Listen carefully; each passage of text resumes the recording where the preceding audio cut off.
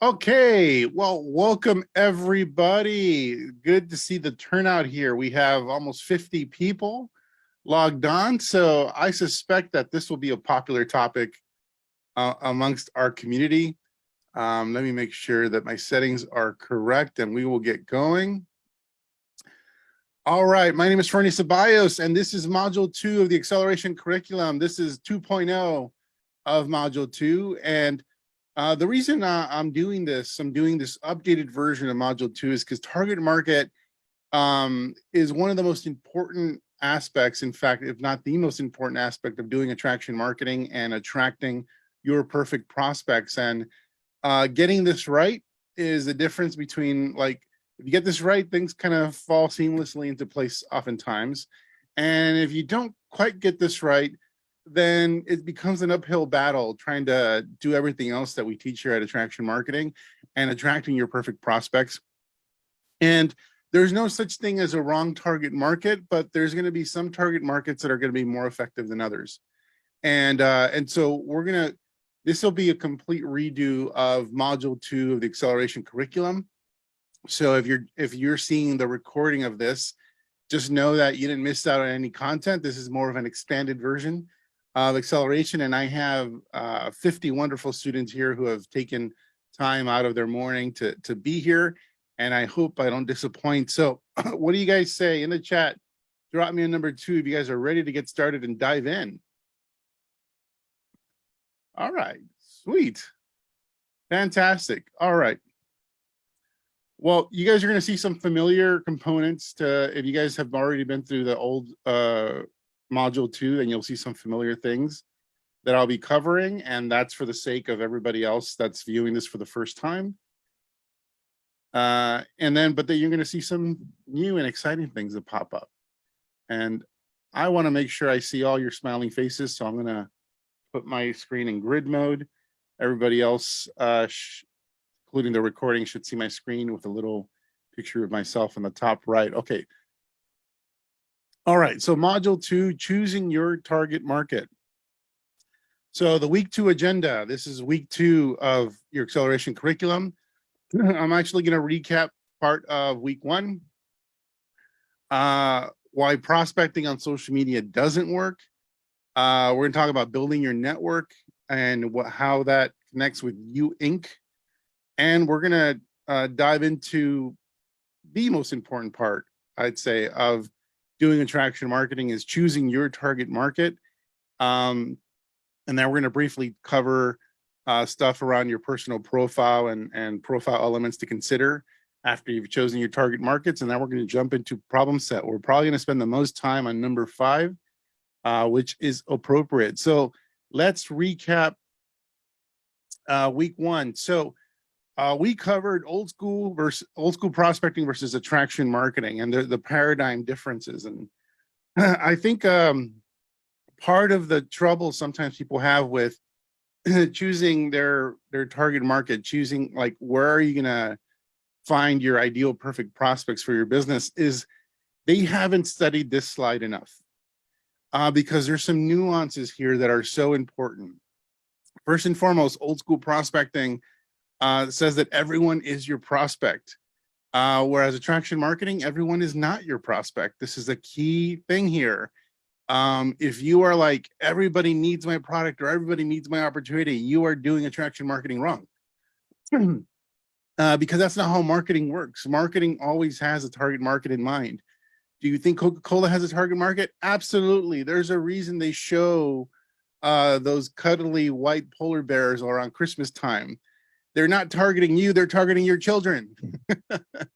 You know, with those cuddly polar bears in those commercials.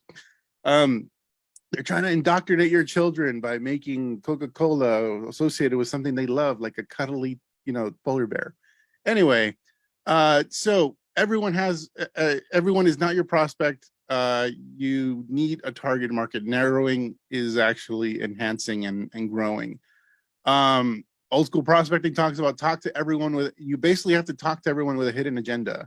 So this is not even like sales at this point. This is deception, where you have to strike up a conversation and you try to make small talk, but the reason you're making small talk is not because you're interested in the person. You're making small talk because you want your in. You want to figure out what your in is going to be to transition them to the next step in your prospecting / sales process. So with attraction marketing, we attract our perfect prospect. We attract people who already are predisposed to need and want what we have.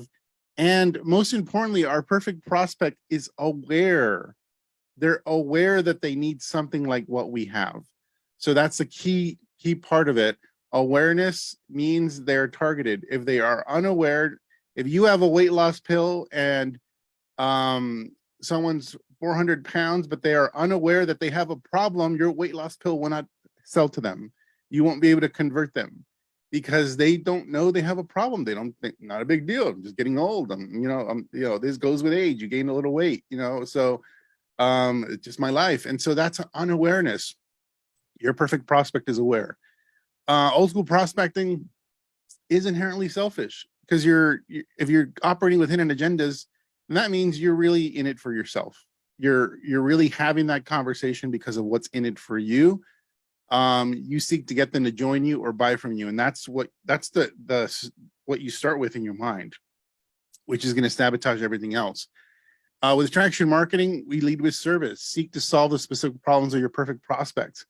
And this is another key part of having a target market and building community from your target market, building a following, building a network, is your network has to be able to exist even if your opportunity or product doesn't exist. And that means you have to be valuable in the conversation.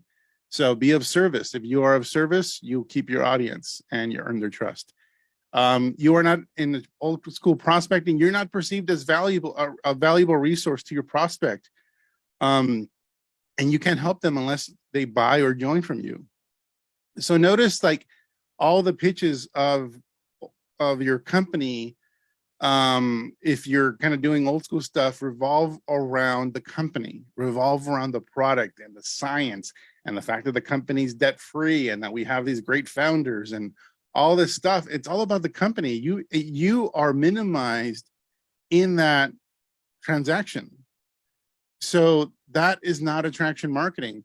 With attraction marketing, our position is you are the most valuable resource in the whole transaction. You are perceived as valuable by your prospect, and you can help them. You are in a position to be able to help them even if they don't join or buy from you. And so if you are more valuable than your company, if you are more valuable than the product, then you have leverage. And no matter how many other distributors may exist for your company, they will want to stick with you because you provide them something that everyone else can't. And they won't go for a different product either. So because you are the most valuable part of that transaction. Your company, comp plan, product are the best in the world, and that's why they should join you or buy from you. That's old school prospecting. The antithesis of that with attraction marketing is your company, comp plan, or product don't matter. They will join you because they trust you, your judgment, and your leadership. This is what we're trying to do here.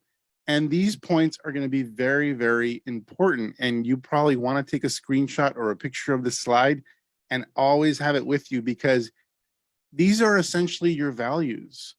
If you ever get stuck, if you ever have trouble with any part of attraction marketing, but especially your target market, it's like, I just can't, I'm something not sitting right. Well, just reflect back on essentially these tenets, these 5 tenets of attraction marketing, and figure out what part are you not meeting? What part are you falling short on? All right.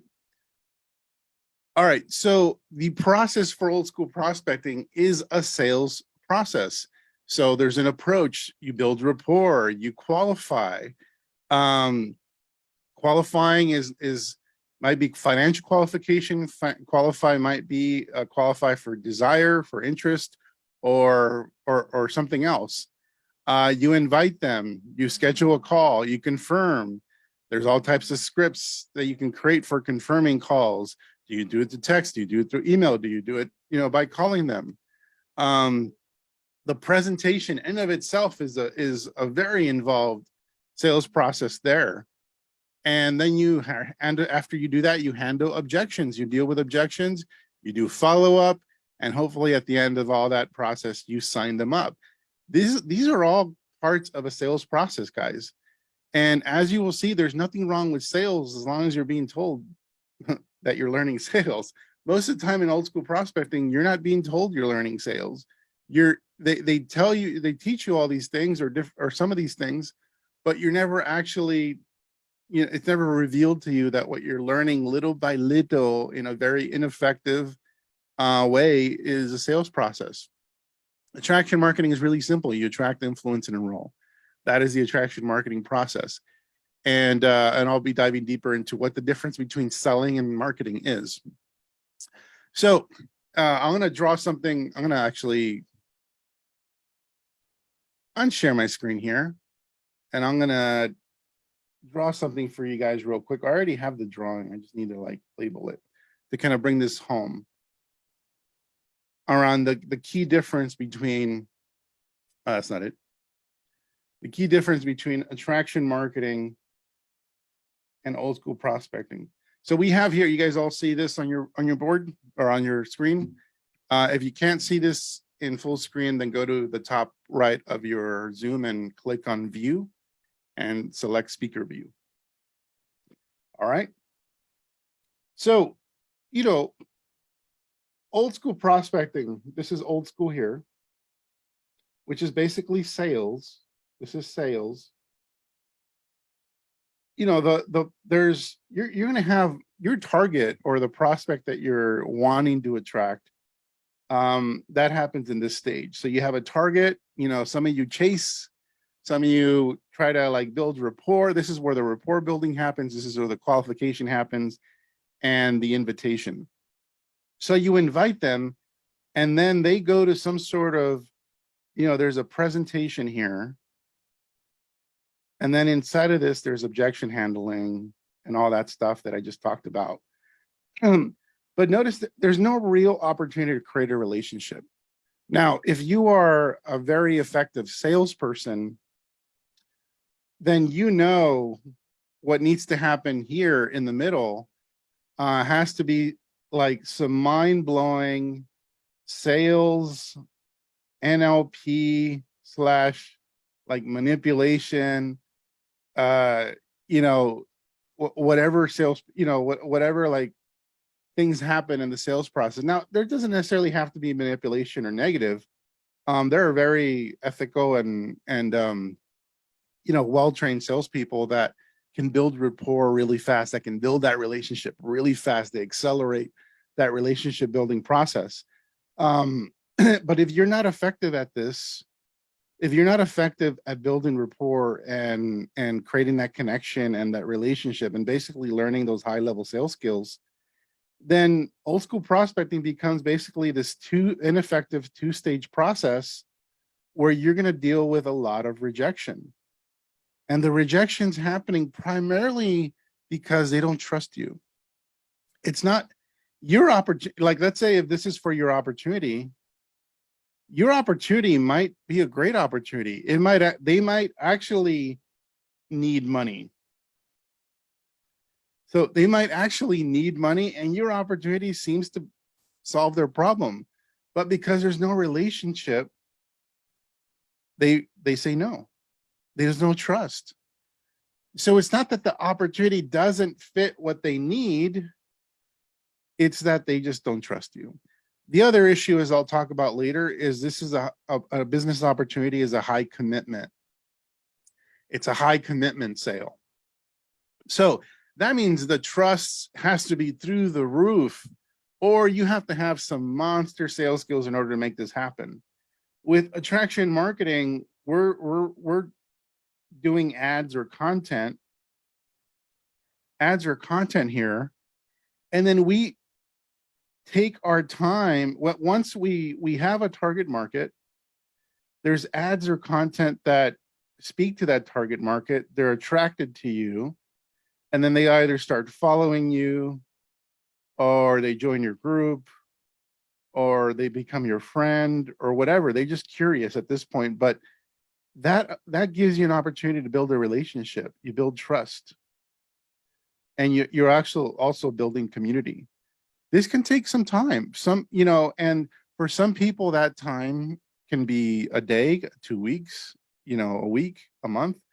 It's like, as long as you continue filling your pipeline, filling your basically building your community, you're following, there'll be, when you make an invite, the enrollment becomes effortless because most of the heavy lifting was done when you build trust. And by the way, as you will see, in order to build trust, in order to make guess you can say, be more efficient and enroll at a much more efficient rate, this will need to be a low commitment sale initially, or a low commitment offer. And I will talk about what that means. This is harder to do than this. So low commitment offer means active income, and it means you enhance the trust. When somebody's willing to give you money, you've actually enhanced the trust and connection with them. All right. And so your screen hit this. Oh yeah. Okay. All right. So this is part of the problem with old school prospecting, is like there's no real, the middle is missing essentially. And the only way you can solve the issue with the middle is you either, take the time to actually give a crap about your prospect and add value to them, or you become a monster salesperson and add a sales process in the middle so that you deal with less and less rejection.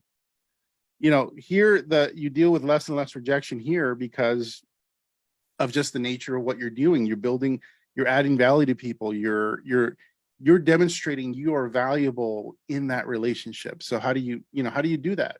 Well, we will talk about that. All right. Let me share my screen again. There you go. All right.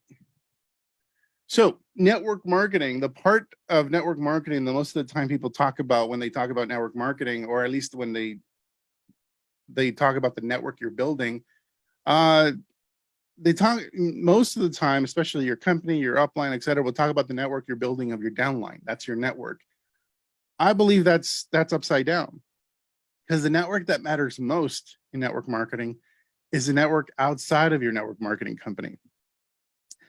The network outside of your network marketing company is more valuable than network inside your network marketing company, because you don't own your network inside your network marketing company. You don't own your downline. You have no rights to them.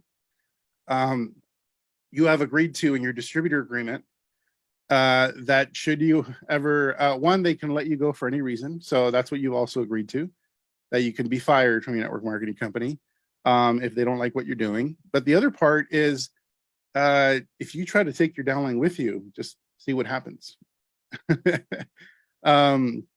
It will get nasty real quick, and you will not be able to afford to fight for what's right.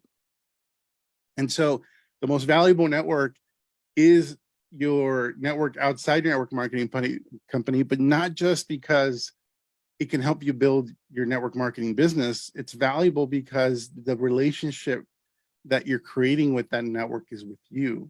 What's valuable to that network is you, not your company. So,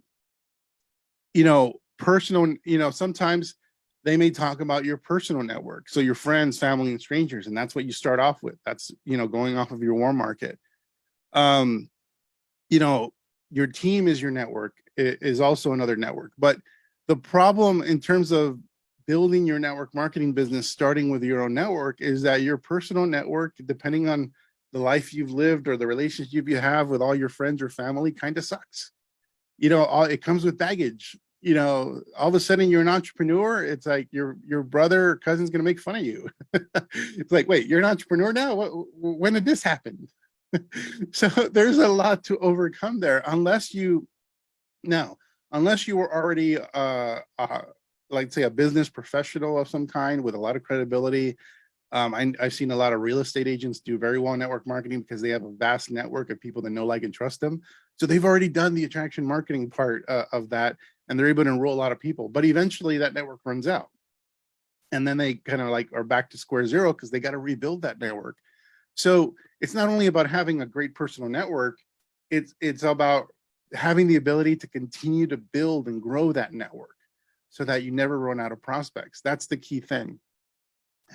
And so your network determines your net worth. That's Porter Gale. Absolutely agree. Now, traditional prospecting relies on your current network, friends, and family initially, but then it's the churn and burn approach to cold market prospecting. So notice what you're doing cold market prospecting. Actually, let me, all right. When you're doing cold market prospecting, let's say you build rapport, you qualify, you invite them, they take a look at your opportunity. They say no. All right, some will, some won't. Next, that whole saying. It's like some will, some won't. So what next? No, there's actually a so what. There's a so what that's important. It is not good that when somebody says no, that's the end of that relationship. Wouldn't it be awesome if when people say no to your opportunity or say no to your product, they actually stick around and they continue to like stay connected with you because they like you, they trust you, you're valuable. Like that's the problem with old school prospecting is you're churning and burning through prospects without building a personal network, without building your asset. And that's the liability. That's the whole reason having a big network marketing organization in and of itself is a liability, because that can go away. Hopefully it doesn't go away. Hopefully you're with a great company. Hopefully you have a great relationship, but you gotta protect yourself. And so the only way you do that is build a great personal network that is not of your friends and family, that you designed. That relationship is based on something you designed intentionally. You don't want to churn and burn. No quality network is being built when you're churning and burning. And this is an important point. You want to churn and burn. Write that down, because this is going to come back to when you're deciding your target market. If it leads to churn and burn, it's not going to be an effective target market. Because there are target markets many of you have in mind right now of using that will result in churn and burn. Now, attraction marketing is you build a network of people that know, like, and trust you, and it's not your friends and family. It's founded on ideas and a purpose that you designed. You intentionally created this network, this community of people. It's not just a following. It's not just your followers or your fans. This is your community. That's what you're actually building here. That know, like, and trust you. That is your asset. Even if they are not interested in your product or your business, they're still an asset. And what you're doing here is you're building your brand, and your brand is basically the influence you have with your network. That when people talk, oftentimes people talk about branding or build your brand, and it's very vague. It's like, we don't know what that means. Well, and I actually don't know what they mean either. But just know that when I when I say build your brand, I'm talking about build your network and the influence and trust you have with that network. That's what I mean when I say build your brand. Other people might be talking about the colors of your brand or the branding guide and all that stuff. And that's cool too. It's just not as valuable as this. If you want design help, I am not your guy. I didn't design this logo. Somebody else did. Like, I'm terrible at looking at like design elements, those things. If I'm going to build a funnel, I don't care what the design is. I just want to know what the copy says. What's the message? If it's black text on white background, I'm good. Let's go. let's run some traffic to it. I let other people worry about the pretty colors of stuff, because I know that's not the most important part. The most important part is the influence you have with your network. That's, for me, that's what brand means. So let's talk about selling versus marketing. The traditional MLM process is a sales process. And here's the thing, there's nothing wrong with that. So I know we've kind of been railing on traditional network marketing, MLM, and we rail on it because, well, it requires sales skills. Sales skills require training and practice. And the problem with traditional MLM is they don't tell you it's selling.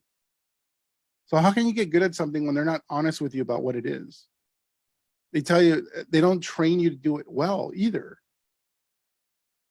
It's not selling, it's sharing. They give you these little scripts to like send to your personal network, your friends and family, to pique their curiosity. And usually some of these scripts are very deceptive. They're based on a false premise. They tell you the product sells itself. Well, if the product sold itself, they wouldn't need you. They just put it on a shelf, and the product itself would flag people down in the aisles and get them to buy buy the product. But that doesn't happen. So these aren't true. So this is the contradiction in traditional network marketing, is that it's sales, and there's nothing wrong with sales as long as they would tell you it's sales and train you in the proper way. My friend Tim Sales, who you'll hear from in one of the bonus modules here in Acceleration, Tim Sales is somebody that built a 7-figure business in the 90s, and he did it by teaching his team cold calling. Now, drop me number one if you know what cold calling is. Cold calling is just what it's like. You call strangers, you call random people, and actually it's not random.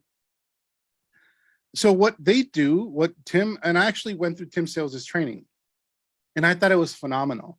In fact, if I had found his training before finding attraction marketing, I probably would have built my business that way, because at least what he was offering was a way of building my business that worked, even if it was painful. And what Tim would do is basically he knew how to buy lists of people to call, so buy phone numbers. He knew how to evaluate them, how to figure out whether that list was just a crappy list, or was it actually a list that was generated legitimately with people that actually were interested in a business opportunity. So that's number one. He knew how to do that.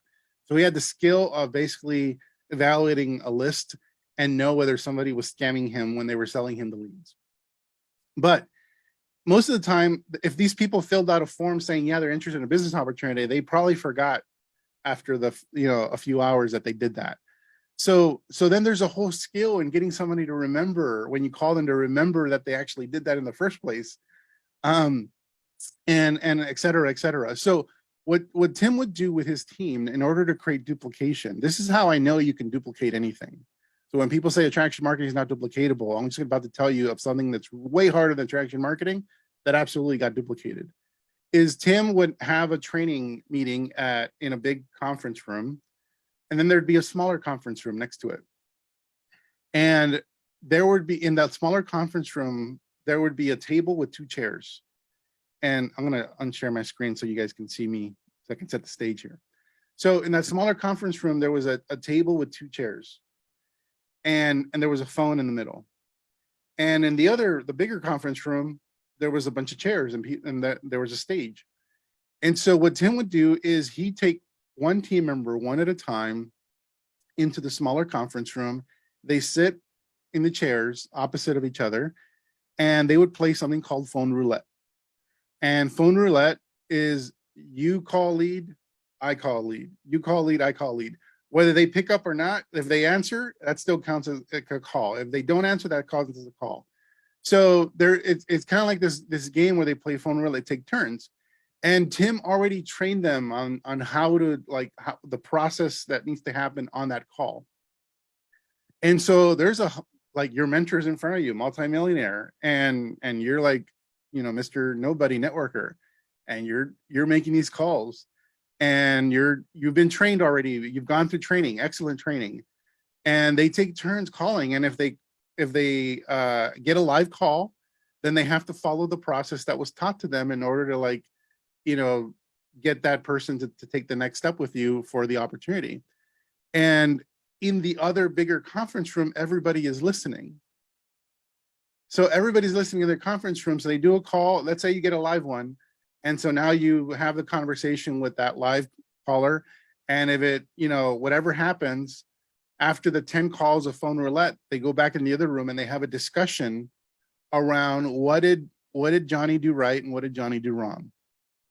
Well, what worked about what he did, what didn't work? What worked about what Tim did and what didn't work? And so they had this weekend training where all they did was call leads, and they took turns calling leads, and they had a discussion and group training around how that conversation went. That was what, if you want to duplicate cold calling, that's how you do it. You get people in a position where they have no choice but to do the work, do the cold calling, and eventually they become unafraid of the phone, and eventually they get good at what they're doing, and eventually you grow a monster business. That, even though it was intriguing to me, like, and just not how I want to build. Like, I have no interest in being a professional cold caller. But hey, if you want to duplicate it, that's how you duplicate it. Does that make sense, guys? So that's how Tim duplicated cold calling. But he was honest with people on the fact that what was being taught was cold calling. You see what I mean? They were buying leads. This is what you have to learn in this sales process. And because of the honesty, he built a big business, and he helped a lot of other people build a big business as well. But that's not usually what happens in most network marketing teams, because exactly what you said, Gabrielle, I would be terrified of that. Well, exactly. That's the reason most network marketing doesn't tell you what you're doing in sales or what they're teaching you in sales. And for some of you, even if you know it's sales, you still don't want to do it. And that's the reason you're here. Like, now at least you have an awareness. If you want to do sales, then go do traditional network marketing, and you can be really good at it and you can get results. It can work if you're trained properly and if you know how to train people in sales and if you're honest with them. But if you're not honest with them, it's going to be an uphill battle. Those are your choices. Do it dishonestly. Do traditional network marketing honestly, and that'll be your best highest probability of succeeding in traditional network marketing if you're honest with your team about what you're doing. Or just do it the attraction marketing way, which doesn't require you to do sales. Those are your options. All right. Now, let's talk about marketing. There's a great quote by Peter Drucker that says, the aim of marketing is to make selling superfluous. The aim of marketing is to know and understand the customer so well that the product or service fits him and sells itself. Now, this is a quote from many, many moons ago. So don't be offended by the word him. It can be him or her. But that's not actually where I want you to focus. I want you to focus on the word superfluous. Who knows what that means? Superfluous. Who can tell me in the chat?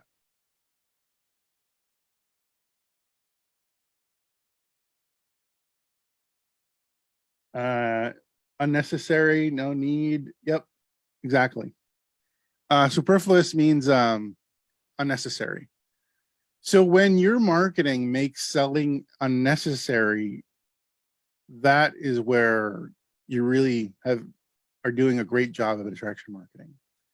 We call it attraction marketing because it's the term that we're labeling it for, A, because it's related to network marketing, and B, because it's a specific type of marketing.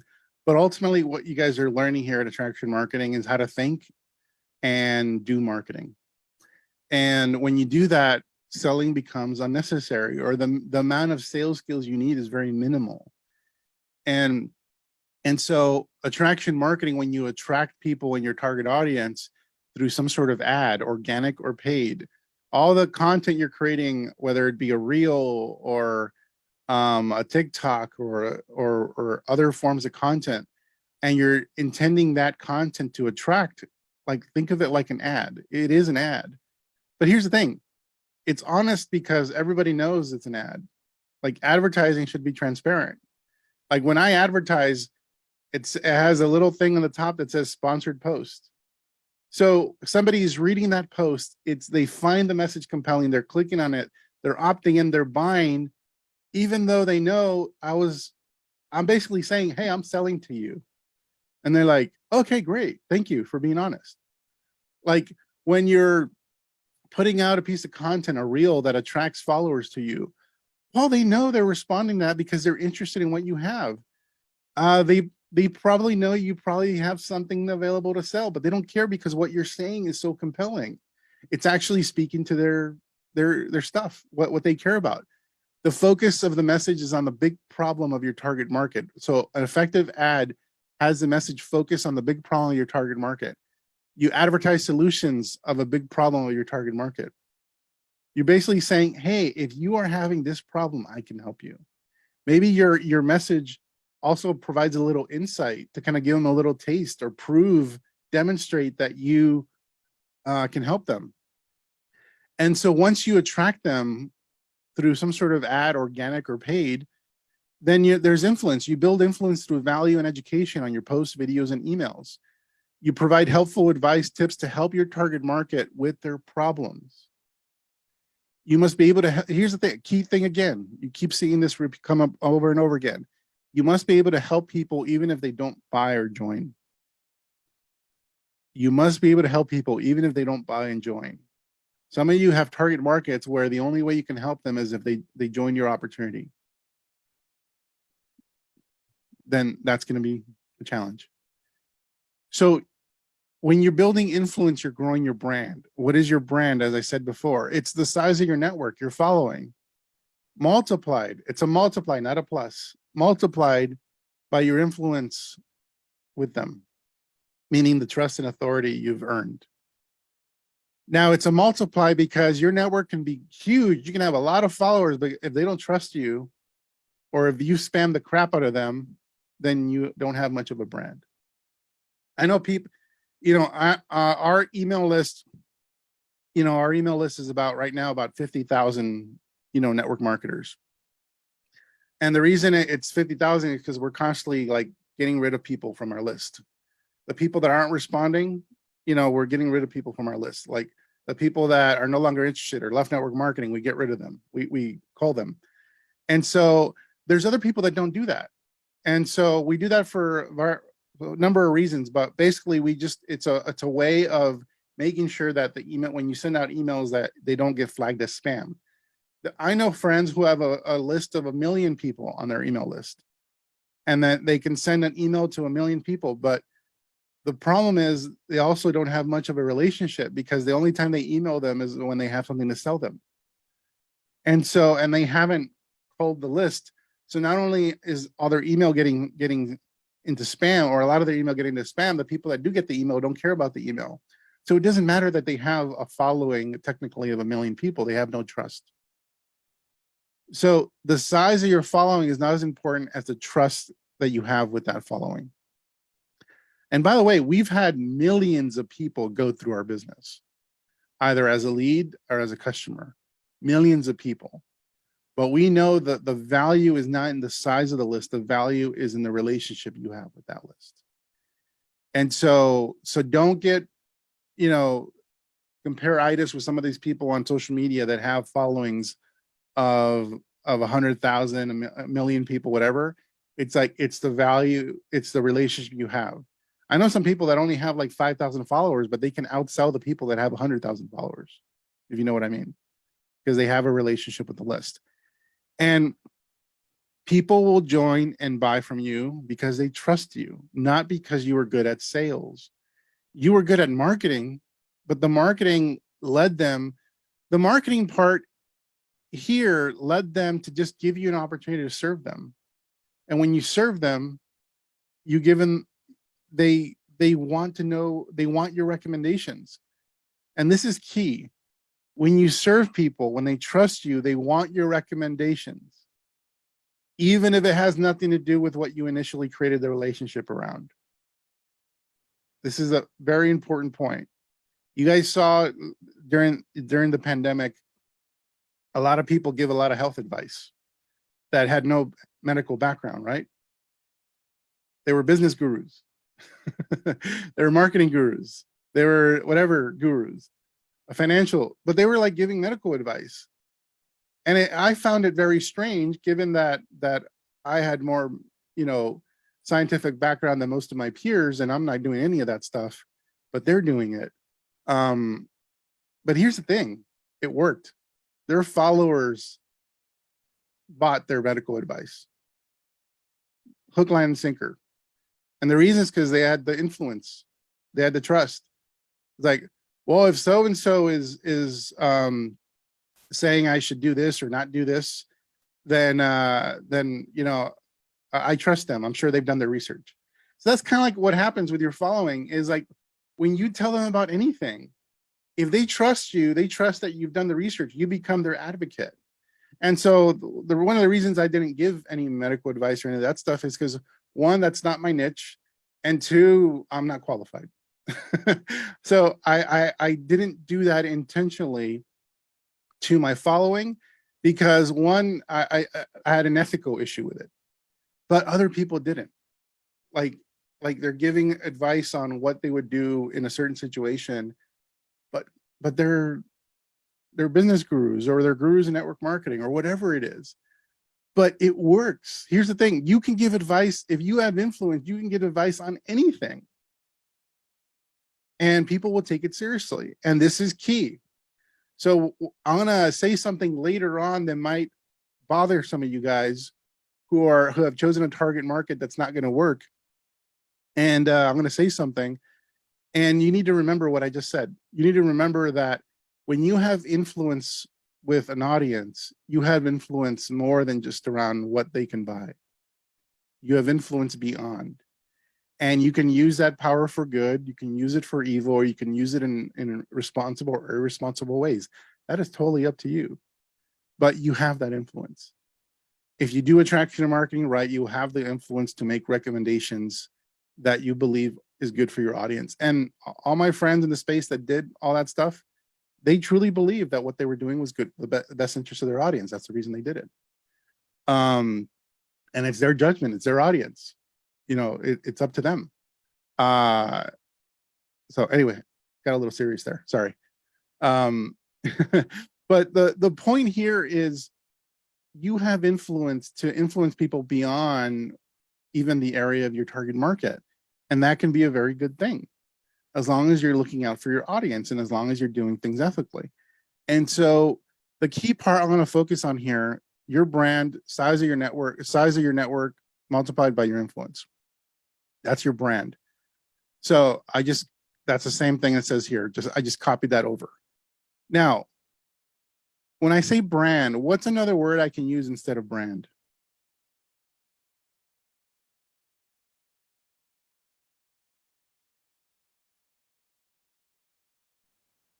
Your brand equals the size of your network plus the influence you have with that network. What's another term that I can use in place of brand? Business? No. Influence? No, influence is already there. Come on, you guys can get this. I said the word earlier. Aha, Clara and Lori. Community. When you're building a brand, where you're building your influence, your network, what you're doing is you're building community. Your friends on your personal profile is your community. Your following in a group is a community. It doesn't need to be in a group in order for it to be community. People that are following, if you have an email list, many of you probably don't at this point juncture of your attraction marketing career, you will eventually. That's your community. That's part of your community. Your TikTok following is your community. Your Instagram following is your community. Your YouTube following is your community. So if you want to do attraction marketing, you need to build community, because that is the same thing, synonymous with saying your brand. That's synonymous with your influence and that's synonymous with leadership. So because some people are like, well, I don't want to build a community, I just want people to join my business. Well, people aren't going to join your business unless you build community, meaning you build your brand, influence, your following. Like, if you don't want to build community, then just go back to selling. Just do the churn and burn model. If you don't want to build community, that's really the other option. And there are people that do that. I want to talk about some friends in the network marketing space and a direct sales space who churn and burn through their marketing, and they are perfectly okay with that. Hey, if they're okay with it, I'm okay with it. But they're not building community. So we are here at Interactive Marketing are about building community. Now, where does target market play into community?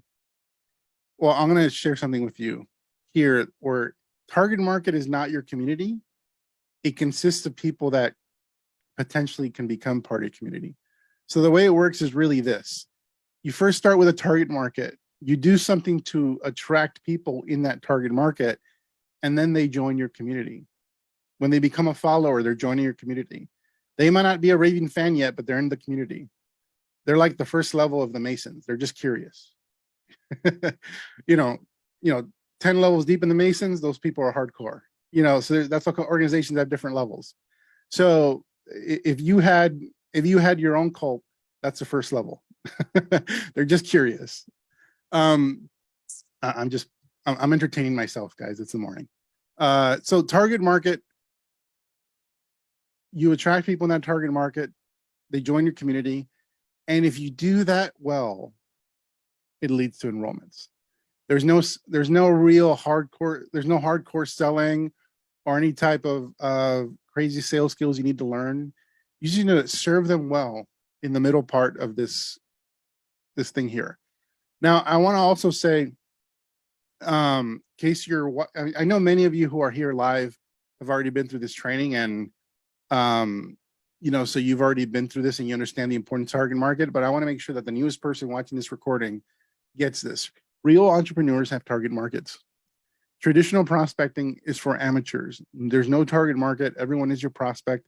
Therefore, it leads to low conversions, low quality leads, a high level of rejection. And even though there's a lot of rejection and it requires a lot of sales skills. So it's one thing if sales skills kind of like eliminated the rejection, but with traditional prospecting, it doesn't, because your target is literally everybody. So everybody that's not a fit, as well as those that are fit for what you're selling, are people you have to talk to. So you're randomly selecting people in society to prospect, and therefore you're going to deal with a lot of rejection, because no matter how good you are at selling, you can't sell steak to a vegetarian. So there are just most people are not going to be a fit for what you're offering. Therefore, that's what makes it inefficient. Real entrepreneurs make millions by narrowing their market. You got to choose a target market. I just said Coca-Cola has a target market. They have multiple target markets depending on what commercial they're running. And to start with, don't use Coca-Cola's model because they got unlimited resources. You don't. And your most important resource is your time. So one target market equals one business. Don't try to have multiple target markets in the beginning. I don't recommend it. You're going to burn out. And it's going to be very confusing. Once you figure out one and you do well with one, then you can, venture off and have multiple. My recommendation is you make $1 million a year in profit before you do that. $1 million a year in profit before you venture off to multiple target markets. But if you want to do that sooner, that's business decision up to you. One target market. And some of you are going to have questions like, well, wait, if I want to sell my product and my opportunity, that's 2 target markets. How do I do that? I will show you how you do that. All right. Oh, this was supposed to come out, be an animation. So sorry, it just kind of splattered all the screen at the same time. So, oh well. All right. Let me get my laser pointer. All right. So target market. We're going to talk about target market, go through this exercise, but you got to understand the problems of your target market, the fears, the concerns, the wants, the dreams, and the language of your target market. Depending on your target market, they know things they speak in a certain way, or they're aware of certain things. You want a target market that's aware they have a problem. There are businesses that have target markets for the unaware, where they're not aware they have a problem, but they have a problem. But I don't recommend you guys do that, because then it's going to be harder, because you have to be very clever and savvy with your marketing to basically make people realize they have a problem. I'd rather you guys focus on the millions that already are aware they have a problem. There's plenty of people out there. So that's how come there's an awareness around problems. All right. And so when you have a message that resonates with these things here, they're going to join your community, and your community, you're going to educate, you're going to help them by giving them information. You don't give away free product, you give them information that helps them understand their problem at a deeper level. That maybe you provide them some sort of solution or strategy for making their problem less of an issue. You know, when you're, for example, if you have a weight loss product, most of the time the weight loss product is not the end all be all. They probably have to do other things. In fact, if they did those other things like certain diet, exercise, meditation, sleep, in addition to taking your product, even if they didn't take your product, their problem will probably get better, right? They would probably still lose weight, but maybe with your product, they'll lose more weight. And that's the thing. If your product didn't exist, or if your opportunity didn't exist, what you're providing in that community is still going to help them in some way. By the way, helping people understand their problem at a deeper level is also helping them, because then they feel empowered to do something about it when they understand their problem at a deeper level. But a key part of what you do in your community is you're going to develop a strategy that you're going to teach your community members on how they can make their situation better. You want to write that down. I need to develop a strategy. We have a strategy. Do you guys know what it is? The strategy that we teach our students, no matter whether they've bought anything from us or not. Do you know what our strategy is that we teach? AIE, attract, influence, and enroll. That's what everything we do is based on. Attract, influence, and enroll. That's a strategy we teach on. You need to have your own strategy, your own tenets, your own philosophy, your own guidelines, your own rules, your own whatever you call them, pillars. And we get deeper into this when we get into later modules around content. But this is how you help people. When you give people a clear strategy on how they can make their situation better, and your product is a part of that strategy, then that's when you're really done this well. In the community, you want to give them hope and possibility. You want to share case studies, testimonials of people you've helped. And when you do that, the byproduct will be influence, where they know, like, and trust you, but also you build authority. Authority is something, it's a byproduct, something you earn. When people know, like, and trust you, you know, around a certain topic, you have authority with them. Now, let's go here. Enrollments, you have two options for enrollments. The low commitment solution, if you are building a community where you're first leading into your product, an MLM product or a product that your company has is a low commitment solution. You don't need as much influence to make this transaction. It's low cost, and the help happens through the product itself. And so when they buy the product and take the product, it's helping them. And no other investment is required. That's how come it's a low commitment solution. A high commitment solution, sometimes it can be a product if it's a high price product, but most of the time when I talk about high commitment solutions, I'm talking about the opportunity. Your influence needed is very high. So sometimes the cost to enroll is you know, a few $100s. Could be higher than that, can be in the thousands. You know, in some occasions it's like $100, but when you buy the product and the package and all that stuff, it ends up being more. So that's how come I say it's at least mid-level. It's a couple $100s at least. But then there's additional investment required. What you're actually selling if you do an effective job of enrolling somebody to be a business builder, what you're actually selling is not the enrollment cost.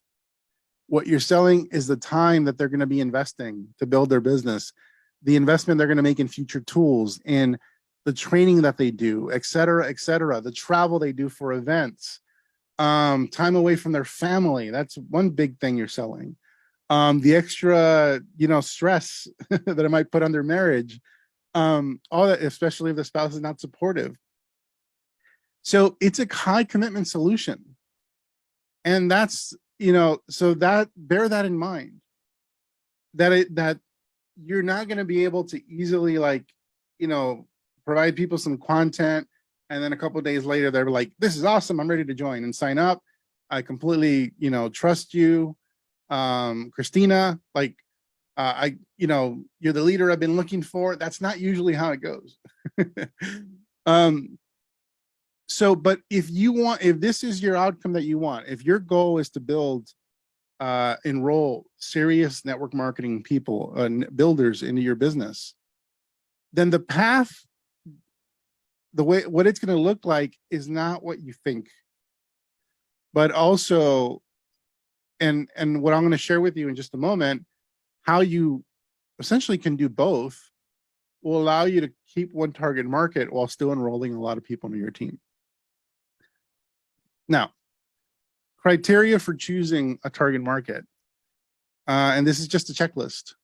So your target market needs to basically lead to the creation of a purpose-driven community that, sorry, let me say this again. A purpose-driven community serving your target market already exists.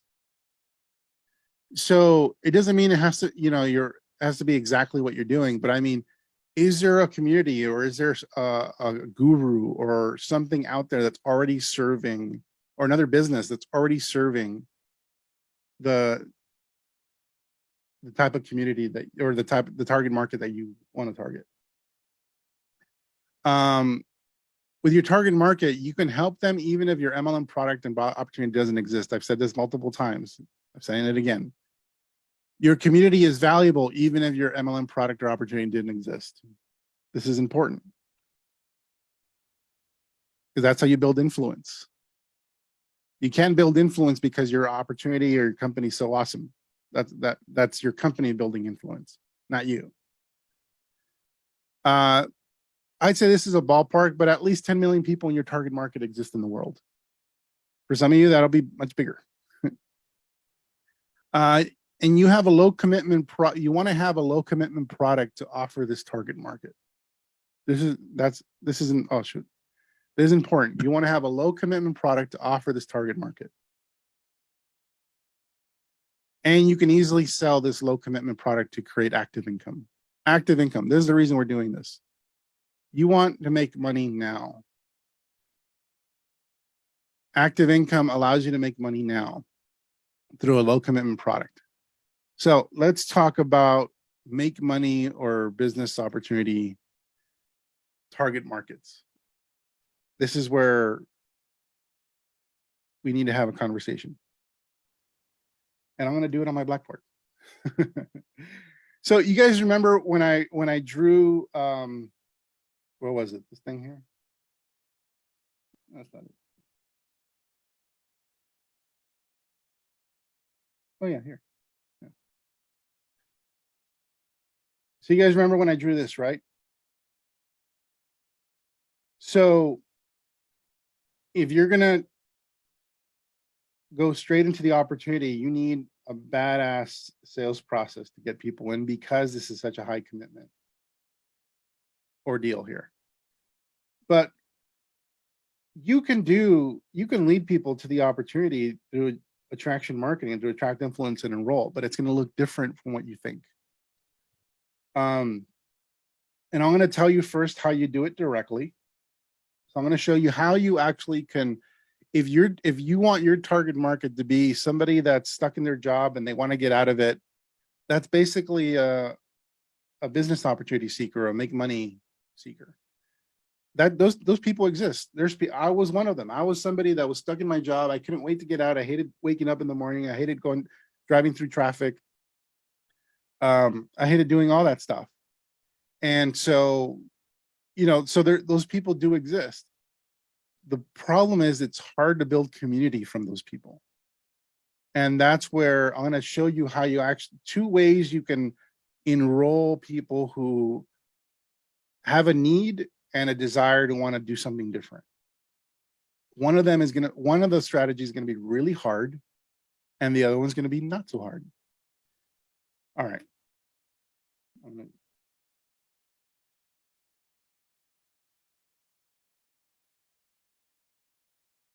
There we go. All right. First, let's talk about here. Let's say you have a target market and you're like, hey, I want to target people who Basically, the target market is make money. And make money is basically business opportunity seekers, people who want to get out of their job. How do they get out of the job? They need to make money. Um, People who, let's say, moms who want to make an extra income to support their family, et cetera, et cetera.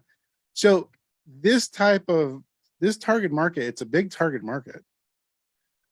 It's also very highly competitive. And it also has varying levels, a wide range of quality in terms of their level of seriousness. Because some of the people wanting to make money want to just get a job. Some of the people want to just like figure out some sort of lottery trick. I mean, they have a lottery mentality. Very, very few of them actually are serious about wanting to build a business. Very few of them are entrepreneurial. Most of them have a very immature mindset around money. But I have friends who make millions and millions of dollars targeting this target market. And so they will run an ad to this target market. They will run an ad, and you can, the only other way to basically attract this target market on social media is either you run an ad or you do some sort of like viral video on TikTok that eventually will get flagged and shut down. But the only other way to do this is basically prospecting. So you can go after the make money market, but you're going to have to prospect.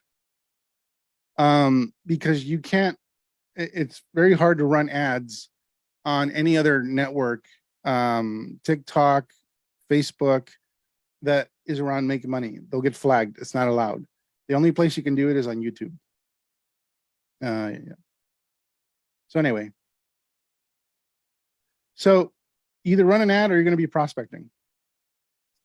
Now, but let's forget the prospecting part for a moment. Let's forget that. So you run an ad. So that's make money. So the other thing you need is you need marketing. And the marketing that you need here has to be really good. Like, because you're going to be running an ad, and most of the time it's on YouTube. That's the only place I see make money ads run. Some of my friends run ads on Facebook to the make money market.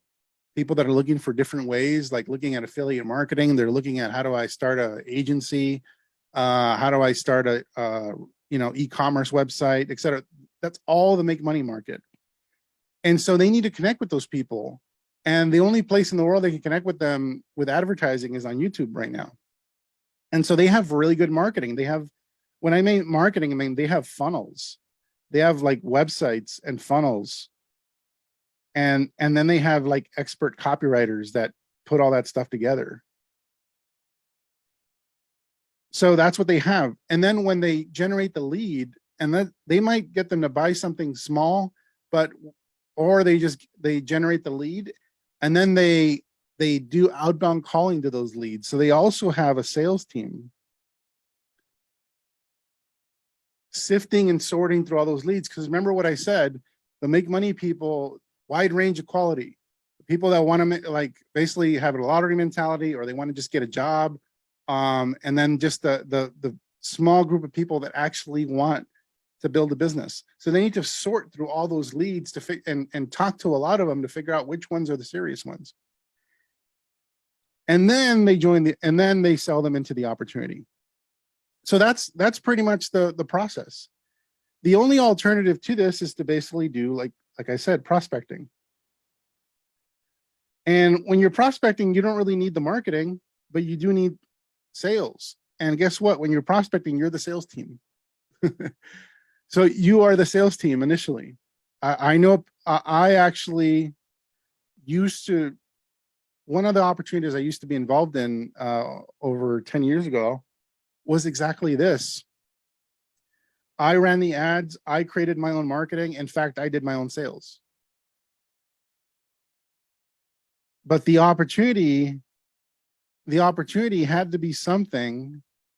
The other thing is the opportunity has to be something where you can actually make money from someone enrolling. Back in the day, I didn't know any better, but that is illegal. Now, it might not be unethical. You're not telling there's people can make money from this. You're not selling them crap, but the model is illegal. People can't make money from joining the opportunity. So that's what makes it illegal. That's how come I'm no longer involved in those things. So that's the make money market. And here's the thing. The bottom line is, in order to target the make money market, people that are stuck in their jobs that want to get out, different solution, you need it's going to be highly competitive.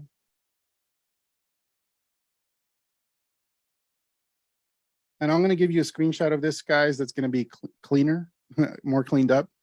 I'm kind of messy with my writing right now. So it's highly competitive. You need a high level of marketing skills. So high level of marketing skills required. It's high tech. I know most of the guys that are running these type of offers online, they are expert marketers, have a team of marketers and copywriters. They have a sophisticated tech team. They also have sales teams. So you need a high level of sales skills required here as well. If you want to be that salesperson, awesome. If you have that skill set, then this might be something that's viable for you. If you don't have that skill set or you don't want to do this, then it might not be an option. And then the business opportunity, this is the kicker. Online right now, the business opportunity, again, these are my friends, but I keep them at a distance. My friends at a distance. I collaborate with them because they're really smart marketers. I don't associate with them publicly because of this thing right here. The business opportunity is a high commitment thing, like I've mentioned earlier. It's high commitment, but then also it's illegal to make income from them joining, but in their situation, they actually do make a lot of money when somebody joins. Because they are selling these packages, business opportunity packages that like are $5K to $50K. $50,000 to join a business opportunity. That's what they're selling. The lowest end is 5K, 5,000. And so this is where you're basically, what you're doing is you're competing with it when you're doing this, where you've tried to do attraction marketing this way, you're competing with an illegal business that has high profit margins. And the reason they stay, even though they're illegal, the reason they stay active, the reason they do well, is because they're just not big enough to be noticed by the 3-letter agencies yet. I've had friends and associates in this space who have been shut down by the 3-letter agencies, and it's not fun. It was sad to watch, but there's a lot of them. So, and the reason they have to sell at this price point is so that they can pay for the advertising dollars to let the system, so they can pay the sales team, so they can spend the money on advertising, so they can continue to have like really badass marketing people. So that is the option. Like the only alternative to this is prospecting, basically, if you're going to do the make money market. Now, I'm going to stop there because I probably I'm discouraging some of you now. Some of you are like, man, Fernie, you're kind of a buzzkill right now. So what do I do? And I know this is turning into a long training, but it's important. What do I do, guys? Well, what you do is what we've been talking about. What you do is attraction marketing. Because here's what you can do instead. Let's say your target market is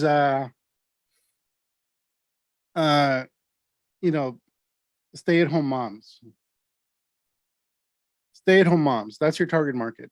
And I'm not going to talk about the problems. You guys, depending on how you want to carve this target market down, it might be stay-at-home moms that want to get better at parenting, stay-at-home moms that want to rid their household of toxins, stay-at-home moms who want to have a happy, healthy family, stay-at-home moms that need to be able to take care of themselves, that are not doing a great job of taking care of themselves because they're taking care of their families, they don't have balance, whatever that target market is. But from that target market of stay-at-home moms, you're going to build community. So like I've already talked about, you're going to educate. Like I've already talked about, you're going to help them. You're going to provide solutions, a strategy. Like I've already talked about. And you're going to invite them. When you educate them, you want to invite them. This is where I'm going to meet some resistance from some of you, to take a look at your product.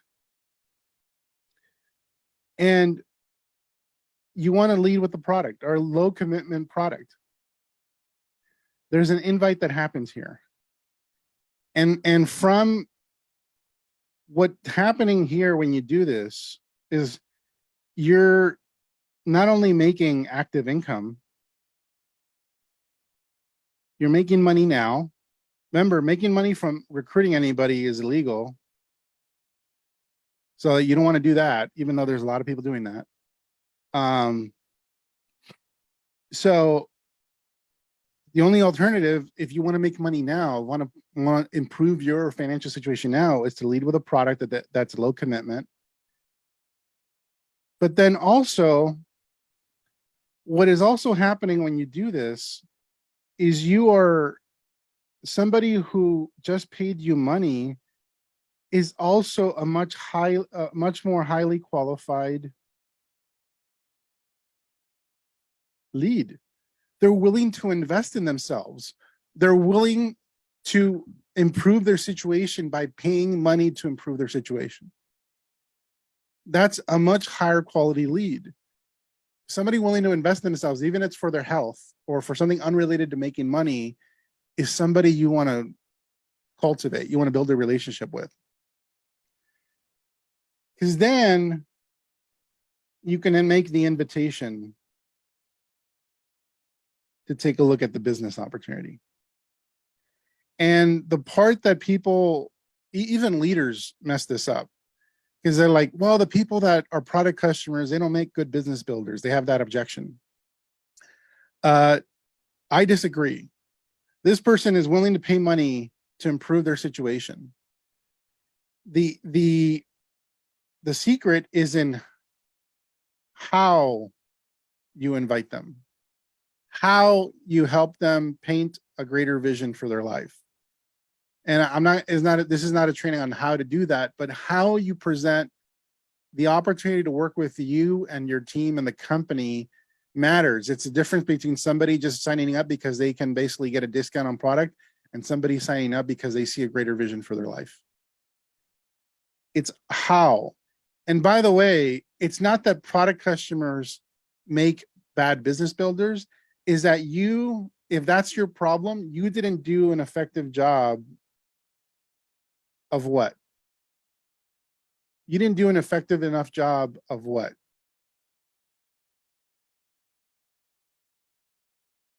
You guys tell me. Building community. Lothar, oh my God, you guys are awesome. You didn't do an effective job of doing this. By the way, if you do an effective job of building community, you can directly invite your community that's whatever, on whatever target market unrelated to make money, and you can directly invite them to take a look at the business opportunity.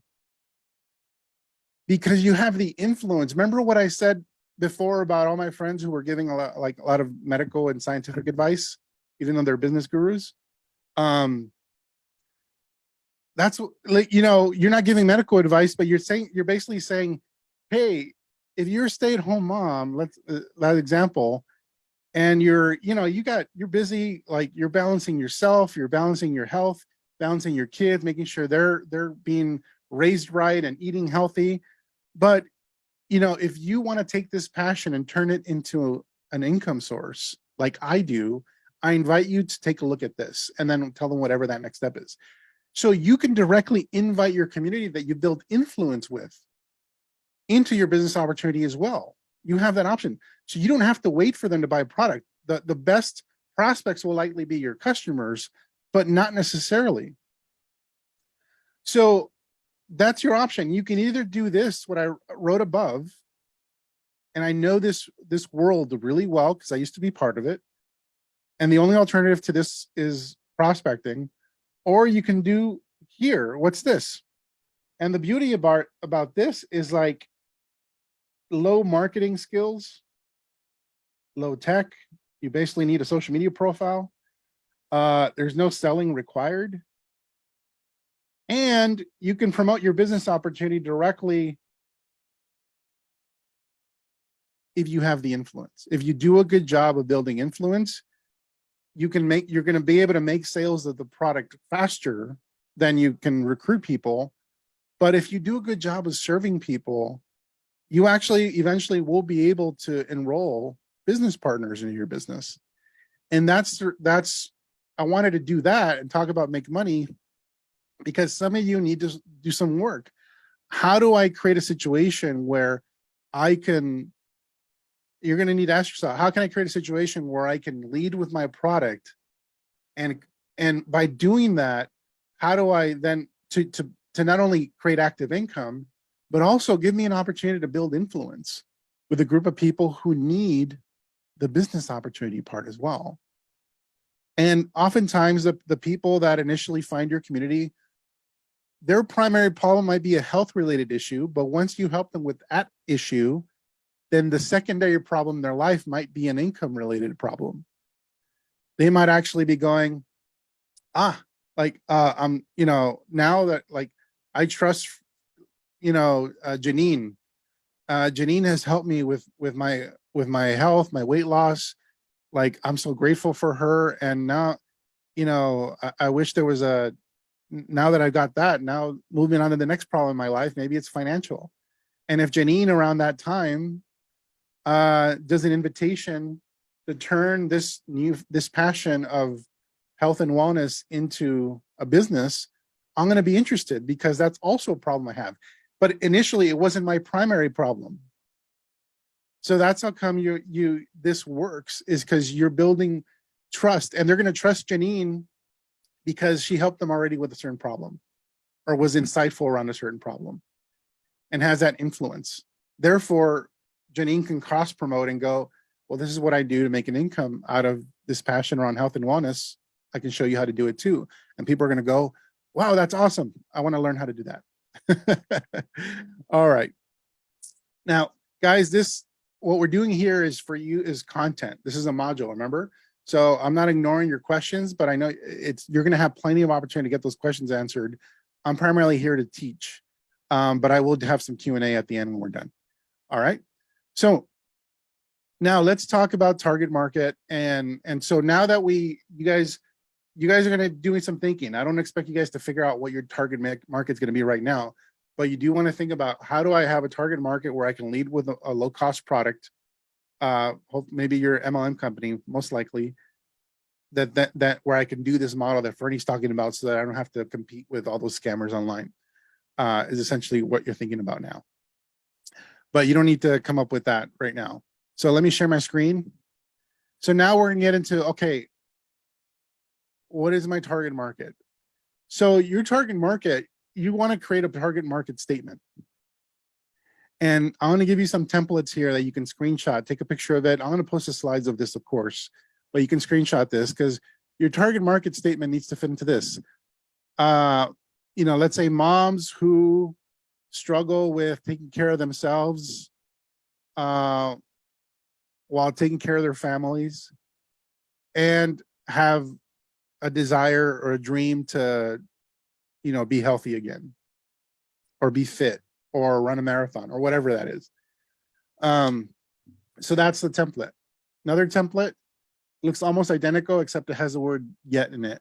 Moms who struggle, let's say moms who struggle with taking care of their health and caring for their family, yet still have a desire to be happy and healthy and prosperous. Whatever.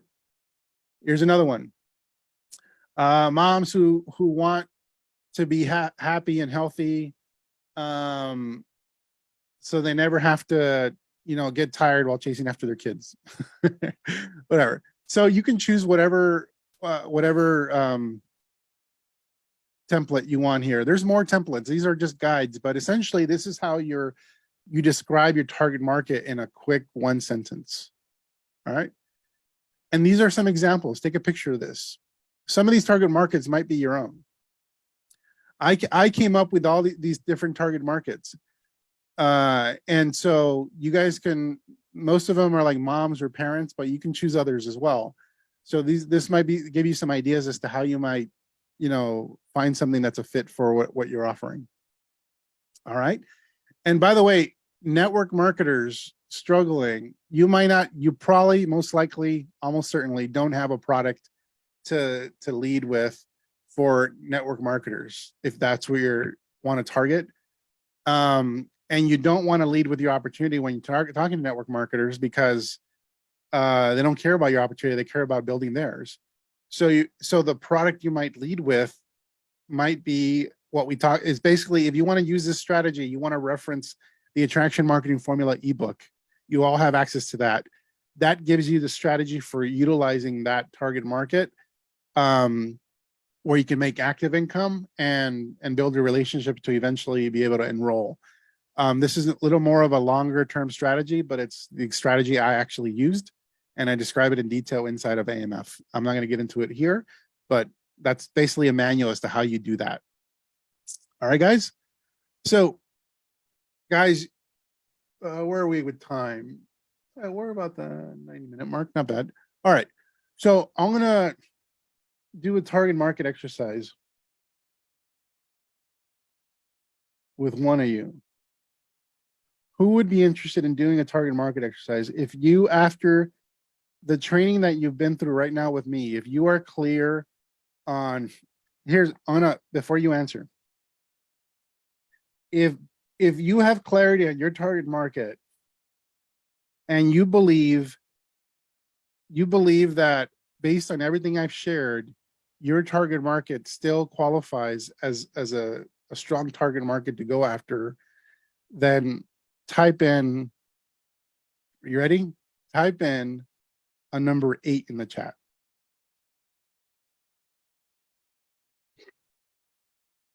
Great. Well, Kalila Elliott, since you were the first to volunteer anyway, and you typed in an 8 again, then let me bring you out. I just need to find you. All right. Oh, there you are. I just asked you to unmute. You there? Hello. Hi, how you doing? I'm pretty good. How are you? Okay, let me unshare my screen too, so people can see you. Yes. All right. All right. Kalila, I'm gonna actually put this in speaker view so I can see you. Can you say something? Yes, I can. Oh, okay. Oh, actually, this is gonna be tough because I need to actually share my screen over here on my pad. So everybody put your screen in speaker view so you can see what I'm about to share. And Kalila, I'll just be able to hear you. I see you on your screen. You're very tiny.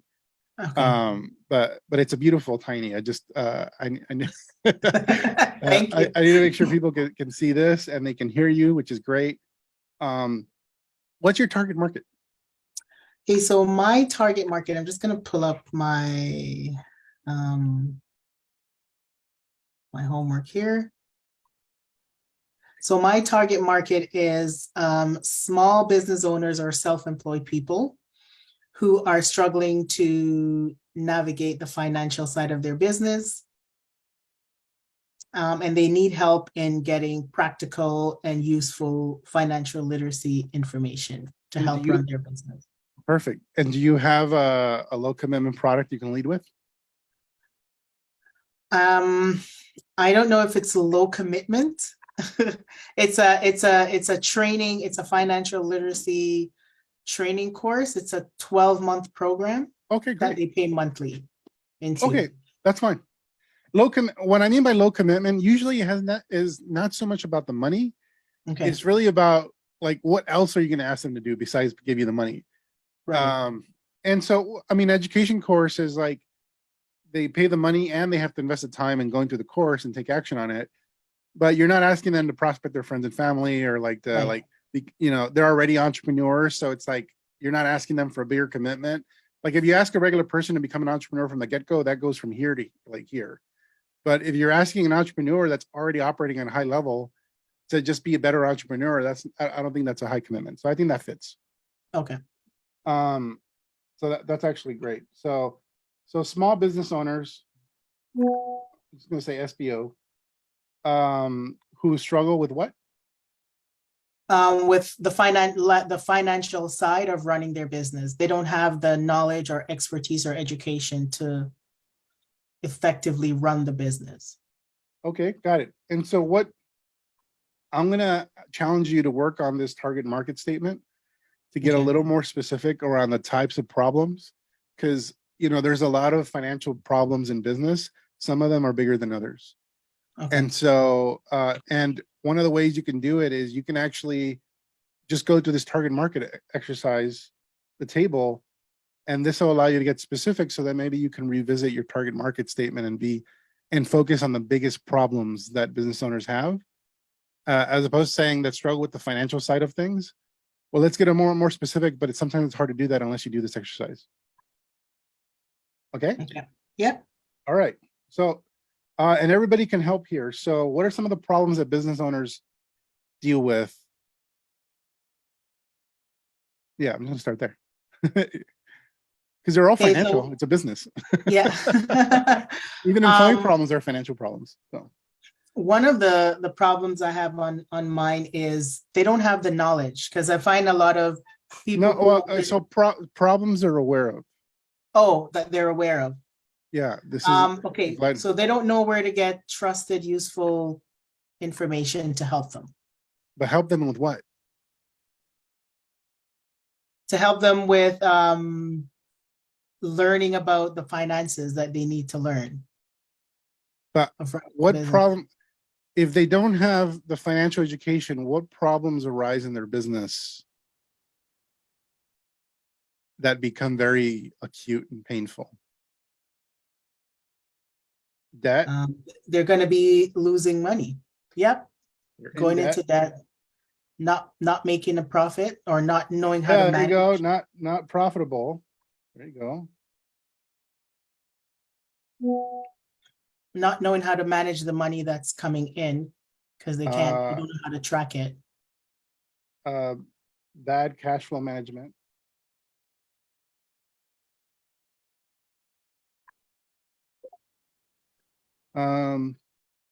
Taxes. Pay too much in taxes. Mhm. Um,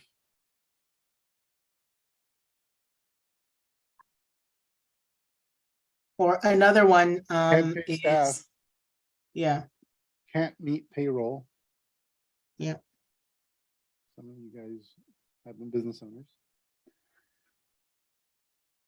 What else? Would paying money to like an accountant, I don't know how you would categorize that. Would that be bad cash flow management? Like paying someone else to do it for them? So money going out that way? Are you saying that's a solution? No, that could be a problem for a small business, because that's an expensive expense in the beginning. How about need to cut expenses? Okay. They don't know how to advertise. They Yes. need more clients or customers. Mhm. All right, so there we go. So now let's go into fears. What do they fear? What's the fear of a small business? Losing all the money, all their investment. Losing investment. I mean, the obvious one is go out of business.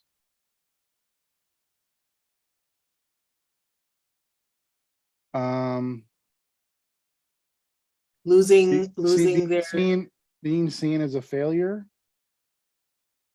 Say it again. I was gonna say lose their home. Some people mortgage their home. Yeah. Lose home or collateral. Um, now there's some fears that happen before that manifest before all of this is, and this could be a problem too, but it's a fear also. It's can't pay yourself. Yes, You're paying your staff, but you can't pay yourself. yes. Um, so can't pay yourself, can't pay your bills. Business problems translate to personal problems. Yes. Fears, divorce, Mhm.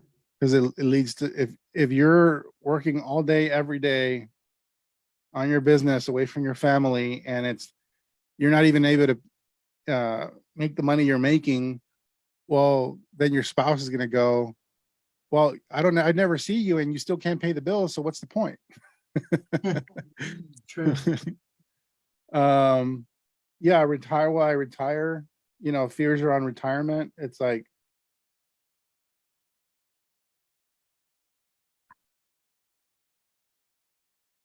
great one.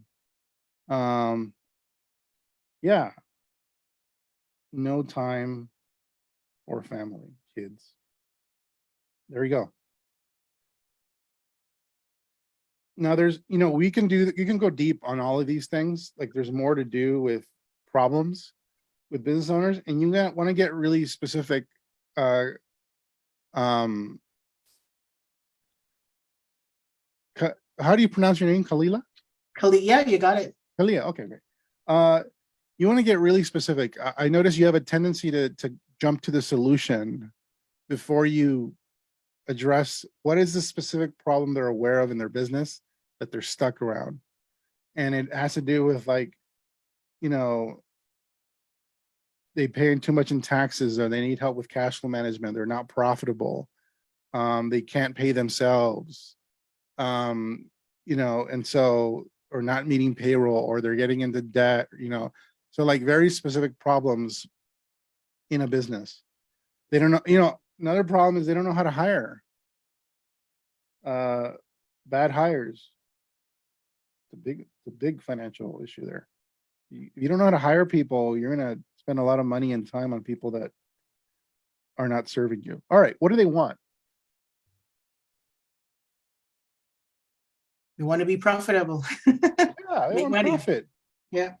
They want profit. They want to pay off debt.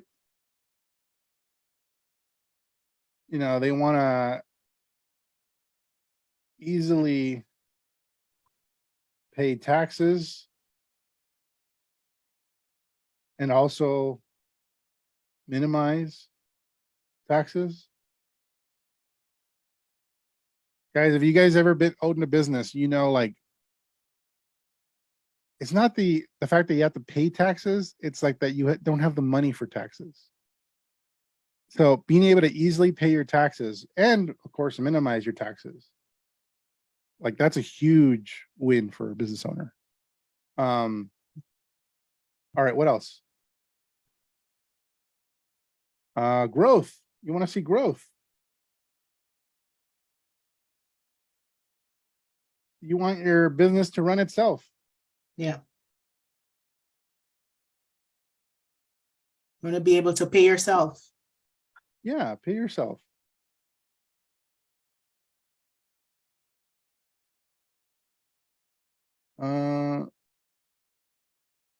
Now let's go to dream, because that one was pretty fun and easy. Some of you guys, work family balance. It's like time with family. Uh, Work few hours. Um, have a great team that works without you being there.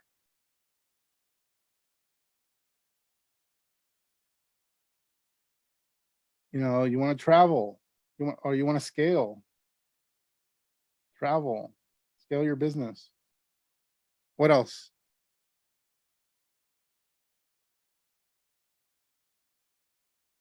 Um, one of the things I have is to, give Yeah, to charity, charity. Yeah. give back. Exactly. So great. And then lingo. What some of the language of a business owner that maybe the regular person doesn't know or might know, but P&L. yep. E and um, L. income, expenses, Yeah. Income, expenses, depreciation, cash flow, depreciation, balance sheet, Yeah. payroll. What else? Cost of goods sold, COGS. There you go. Assets, credit. amortization. I don't know if I pronounced that correctly, but yeah, credit or business credit. Yep. Dun Bradstreet, DNB. EBITDA. Mhm.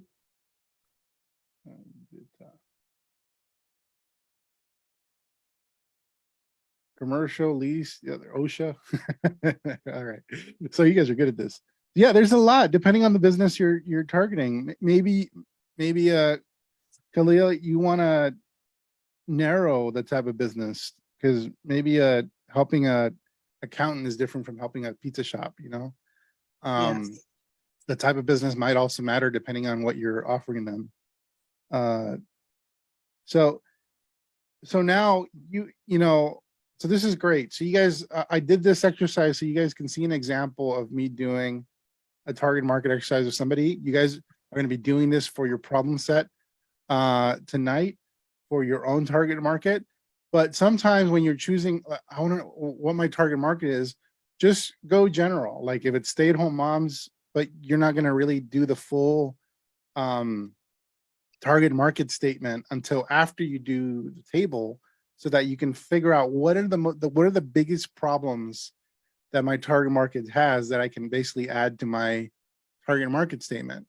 So that's really what I want to put in there. My target market statements, I want to put the biggest problems and the biggest desire that they have in that statement, because that's like my headline. That's what people are going to see on my profile that's going to pique their interest. I can tell you most business owners struggle big time with two big things: meeting payroll and paying themselves. Often, like most business owners will sacrifice themselves at the altar of their employees. They don't know how to solve that problem. They think the problem has to do with making more money, but it really doesn't. And yes, is like, oh yeah, cut expenses. But the thing is, it's like there's a lot of complication in doing that, because cut expenses means you cut people. And so, it's a calculus problem to solve, because obviously you don't want to hurt anyone, but the other part of it is you might, that person might do a lot that you might be cutting. And so I would, if I was you, I would kind of zero in on some of that stuff. But there's other business, there's other target markets in the business world that have to do where the primary problem they hone in on is like hiring. People struggle with hiring bad people, bad employees. And so that's, people have made millions of dollars serving people, just teaching them how to hire people effectively. Obviously you have accountants that specialize in how to help people with their taxes and all that stuff. You have accountants that help people like do an effective job of cash flow management. So, you know, there, you can zero in on any one of these problems. They're all big problems, but whatever you feel is most relevant to what you're offering and your expertise, and you can be passionate about talking about it all day long, every day, then that should help guide you. All right. Okay, thank you. You're very welcome. All right, Fritz, bad reviews. Yes, that's a fear of a business.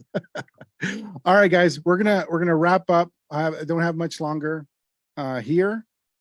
All right, so now this is probably a module that you're gonna spend a lot of time on. You might need to review this training again, but personal profile is like when you get to like the point where you're actually gonna, you know, update or even launch your personal profile. And we're going to assume you're starting off in Facebook for many reasons. But one is most people have a Facebook account. Two, Facebook has built in all the features you would need in order to be effective in having effective conversations with your community, your prospects. And so this training starts with Facebook, but all this is applicable to any platform. You can translate what we're doing to any platform. We just have to start with one. Later on, as you continue to be a student of attraction marketing, yeah, we do talk about how to do well with other platforms, but essentially the fundamentals are the same. All the skills you're learning here as part of the acceleration program are applicable to any platform. In fact, you'll learn later in a later module how all the techniques that are being taught as part of this curriculum have been were effective for me on a social platform that doesn't exist anymore. And that's primarily where I built a six-figure business from. A platform that you guys probably never heard of and doesn't exist anymore. It's extinct. And I did really well. That platform was only around for like a couple years, but I made the most of it. And everything I did there is everything you would do on Facebook, everything you would do on TikTok. The only thing that changes is the medium and maybe the algorithm, how you kind of game that. All right. So social media profile. So once you have a target market statement, you want to make sure you see, sorry, you guys see in the background, it's my profile. You want to have a target market statement that you can put there in your bio. So you're going to want to create or redesign a personal profile with your target market in mind. You want to ask yourself, what will compel them to want to follow you? Well, one thing is you have a strong target market statement in your bio. What values do you wish to convey? This goes into your content. So you want to think about what values do you want to convey? This might come down, your values might come down to your strategy. Remember I talked about the pillars or your tenets or your strategy or your philosophy that you're going to be teaching your community. Well, maybe that's where this fits in. You want to remove any unprofessional, lewd, or offensive content. I say lewd because you'd be surprised. And then remove any political or polarizing content unless it's part of your brand strategy. If politics plays into what you're doing, and it's not just because you can't control yourself, and you have to say something about whatever you believe, but it actually is strategically part of what you're doing, then politics is okay. Remove mentions of your company or your product on your personal profile. Remember, you are the solution, not your company or your products. Remove post images and links to your company, products, or website. So this stuff might sound basic, but it's important. We're focused on building your brand, how you can be valuable in the entire relationship. Profile elements to consider: header image. You can use Canva to design some pretty cool header images. You maybe want to put your target market statement in your header image. Your personal profile, obviously you want that to be nice. Your short bio, you can also put your target market statement there or in both places. Some places, depending on the social platform, you can have, there's an intro part of it as well. Be mindful about the featured photos or things that you are pinning to the top of your profile. Make sure that it's a match for your target market. Being mindful of that the pictures are on brand or just related to whom you're trying to connect with and attract, as well as any pinned posts that you have. You can utilize a friends list feature on your personal profile if you want to like have certain messages be seen by some and not others. And also obviously your post. You want to make sure that when somebody comes to your personal profile, when you've done an effective job of attracting them, they're checking out who you are, that obviously that they can immediately know what you're about. And then maybe your post, your most recent post or a pin post, you know, allows them to go deeper and learn more about you. And maybe there's a call to action in that post at the end of that post that will compel them to message you, no, to reach out, to want to learn more about you because you have something of value to share. You know, so if you have a pin post, have that be intentionally designed. Now, if you don't know what to put there, then that's later modules you'll learn about what type of posts you might be able to use when you're as part of your content strategy. But at this point, you just want to be mindful. You want your prospect to think, I think I found what I'm looking for when they land on your personal profile. That means being on target with your target market, clarity on who you serve, and clarity on how you serve them. When you put that in your target market statement, then obviously your prospects will have clarity as to how you might be able to help them. All right. Your problem set. Choose your target market. Write your target market statement. It is also can be referred to as a branding statement. You guys have heard it maybe in with other labels. Do your target market exercise. Update your personal profile accordingly. Add your target market statement to your bio on social. And as a bonus, you can do this later in the later week, the next week, but there's an extra module or a bonus training on reboot posts. If you want to be able to like, let's say you completely blew it with your current following of friends, family, and other acquaintances on your personal profile, and you were a spammy Tammy and you, or like Bryn Lang says, you were a spammy butthole on your personal profile, and you want to hit the reset button and basically kind of like essentially restore your relationship and your influence with your audience or your relationships. That's what that training is about. It's called the reboot post training or apology post training. So it's designed to basically hit the reset button. And hopefully that can lead to you generating some customer sales as a result of kind of repairing the past. And then now you're able to start fresh and you're basically able to like just be honest and direct with people. Here's what I'm about. Here's what I'm passionate about. And if you want to learn more, you know, do X. So that training will help you. It's optional though. Some people, for whatever reason, some reason, don't want to do an apology post and they just want to start fresh with a new audience. That's totally cool too. Guys, that's it. That's today's training. Was that valuable? Scale 1 to 10. How valuable was that? Was that helpful? Give it to me in the chat. Scale 1 to 10. You can be honest if it's a 9. Great, guys. Awesome. So I just want to make clear what I was not discouraging you guys from like saying choosing a make money type target market. I just want to make you clear of like the challenges with doing that. And that by basically choosing a target market that where you lead with a low commitment product like your company product, you actually are increasing the likelihood that you will enroll business builders. It's like it's a higher, you'll have higher quality people to connect with because you'll have more influence. They trust you more. If you go after the big money market, they trust you less, they're harder to close, and the spectrum in terms of the quality of the type of person you're attracting is all over the place. And so by doing it the attraction marketing way, you're actually going to accelerate the number of team members you can potentially bring in by doing it that way, not reducing it. And it's counterintuitive, but I tell you, it's the truth. It's the reason John and Nadia Melton, my friends, make $1 million every quarter in their network marketing business, because their entire team leads with the product. And if you don't think that can lead to you growing a monster organization, then I'll just point to them as proof that you can do that. So guys, have an amazing day. You guys have some work to do, group coaching to attend, to get some further clarity on everything I've taught.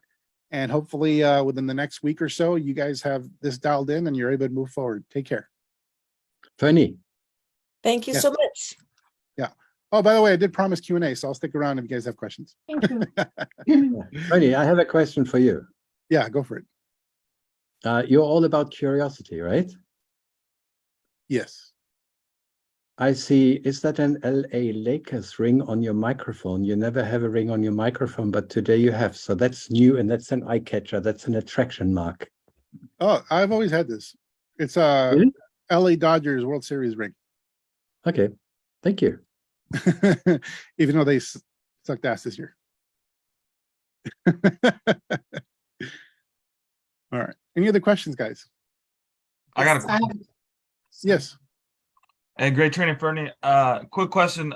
I'm in the financial industry and we lead with the business opportunity. So my question is, should I focus my marketing towards the opportunity, or should I have a mix of, talking about the problems that I solve with the product? Essentially, if you're leading with the opportunity, you're going to be in a position where you have to sell. If you're okay with that, then you're okay with that. If you're not okay with that, then the blueprint I gave you today is the approach you want to take. And so you probably want to figure out, okay, what product do I have and what markets might it be able to serve? Got it. Okay, thank you. Yeah. And so you kind of have to go on your own if all of your company training is focused on the opportunity. Okay. I have a question, Fernie. You mentioned if our business didn't exist, we should still be able to help the people in our community. What's an example of how we can help them if we don't have a product from our company to provide them? Are you saying we should maybe? I think in your case, Yeah. there's plenty of, if you are knowledgeable about the challenges business owners deal with, Mhm. or you've been through the course that you're eventually going to sell them, Mhm. then you can just share tips and value on that. Okay. One of the most valuable things that I learned as a business owner came from a podcast that I listened to for 30 minutes. Like the lesson I learned from that podcast around how to be profitable and how to protect your profit. It was like, wow, I never knew that strategy before. It was a specific strategy on how you basically guarantee that you always have a profit in your business, regardless of how much revenue you do. And that was an interesting concept to me because oftentimes the only time in the past that our business had a profit was when we grew. If we didn't grow, it's like we ran out of cash. And it didn't matter, that we're making millions of dollars. The problem was not how much we're growing or how much money we're making. The problem is in our strategy for ensuring that we had profit. And I learned that from a 30-minute audio training. And I was like, wow, that was amazing. And then I ended up going down the rabbit hole with that particular mentor or guru to learn more. And so that guy, he taught me something that blew my mind. I went to go buy his book. I read the book. I follow him like crazy, going to his coaching programs, and so, that can happen when you share a different paradigm with people. So remember what I said, understanding your problem, helping people understand your problem more effectively is helping them. So me understanding the reasons that a few years ago, no matter how much money we brought in, we couldn't really make a reliable, consistent profit. Understanding the reasons that was happening, even though I didn't quite have the solution yet, nothing was implemented, but I just understood the reasons that was happening. It was a paradigm shift. It taught me to think differently about a concept, an idea, and that was valuable. So sometimes all you got to do is just help people understand their problem from a different perspective. That's how you can help people. Okay. Can you share the podcast or the book? Oh yeah. I mean, it's not applicable to you guys. So just want to make sure you guys know that I'm going to put a disclaimer. I'm going to tell you what it is in just a moment, but it's not applicable to startup businesses. Okay. But it is applicable to where you already have a business that's doing like over $1 million. And the book is called Profit First. And by Mike, I can't pronounce his name, McCullowick or something like that. But yeah, the book is called Profit First. But if you don't have a business yet, it's just gonna take up time. So if you have a business that's cash flowing $1 million, then you should read it. And it's the same podcast by the same person? He's been on a number of podcasts, a lot of different podcasts. He's been interviewed. Okay, great. Thank you. Yeah, Profit for you, definitely read the book, because then that'll be a paradigm shift for probably 90% of your potential prospects. I actually do have a business, so that's why I'm asking. Okay, good. Excellent. All right. What else, guys?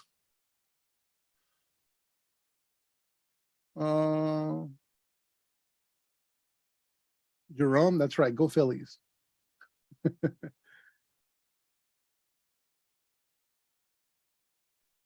I am very impressed how you are giving of yourself, of all the wisdom and the knowledge, the time. You keep also making it very clear how expensive it is to have your time, and you're pouring your heart and your everything into various groups. I'm very happy and very impressed, and thank you for that. Thank you, Lothar. You're very welcome. Everybody's very welcome. It's my pleasure. All right, guys, drop me a number 1 if you want to have a question. Somehow you can unmute. If not, we'll be done. All right. I think some of you need to go to the bathroom. I see some of you doing the pee-pee dance. All right. All right. All right, guys. Have an amazing day, and we will see you guys in module 3. Take care. Thank you so much. Have a great day. Bye. Thank you.